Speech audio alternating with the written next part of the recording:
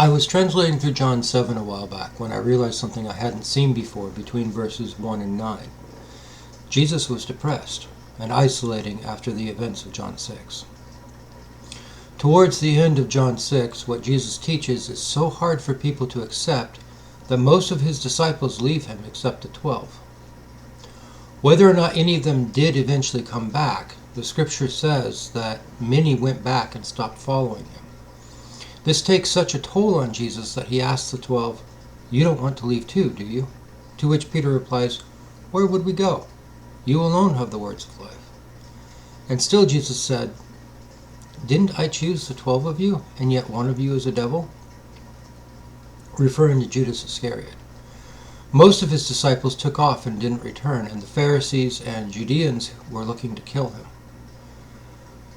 He had said exactly what the Father had told him to say, no more and no less, but there was a human emotional toll on him from the aftermath.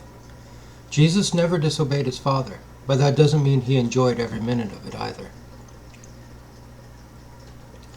The events of John 6 sent Jesus back into Galilee, and there's no mention of the 12 in these verses, or even in the following verses in the chapter. There's very much a sense that Jesus was alone by choice, and the only other people mentioned are Jesus' brothers, among them likely James and Jude, from whom John probably heard what had happened. So after those events, Jesus went home and spent time alone walking in Galilee near his family in a melancholy that didn't want to lift. Where were the 12? Most of them were from Galilee as well, so maybe they took the time to go home to Capernaum too. Maybe everyone needed some time to process what had happened and where they were at as well. It appears, though, that Jesus' brothers noticed his mood. The scripture is clear that they didn't believe in him, at least at this point in time, but they were still his brothers. Other Gospels record them as having come with his mother to take him home because they thought he had lost his mind at one point. Whether they believed in him or not, they were clearly concerned for him. Their words strike me as brothers trying to pull someone they care out of their funk.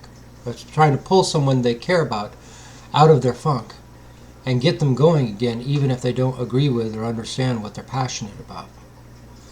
But Jesus told them no, that it wasn't his time to go and that he was going to stay put where he was. I don't know about you, but I can hear the melancholy, the depression, "I don't know if I want to do this anymore" in his words. That's why he didn't want to go up to the Feast of Tabernacles and show himself openly, and why he answered his brothers the way he did. But then he changes his mind. He does go up for the feast, though not openly but in secret. Again, there is no mention of his disciples, so it could be presumed he went up alone. Why does he do this when it seems clear he really doesn't want to? For the same reason he said he did or said anything, because the Father instructed him to do it, and he obeyed as he always did and taught and went into the temple challenging the Pharisees and the high priests, calling them out. He obeyed, and they couldn't touch him. But that doesn't mean it wasn't a difficult thing for him to do in his humanity. Depression, melancholy, these things aren't sin.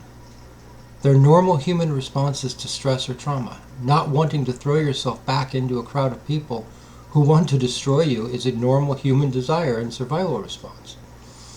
Wanting time alone to process through a bad emotional experience is a normal human response. Jesus Christ was fully human and had all of these responses without sinning. Yet when push came to shove and the Father instructed him to get back to it, he obeyed and did it. The Pharisees didn't succeed in bullying him or driving him away, and by the end of the chapter the tables were turned on their machinations because he obeyed, got back up, and went, even though he didn't really want to. It's okay to feel depressed at times and want time alone to process things and figure things out after a bad experience. It's neither sinful nor immoral. What's important is that, like Jesus, we still surrender to the Father's will through his Spirit and continue to obey his instructions, even when we don't want to.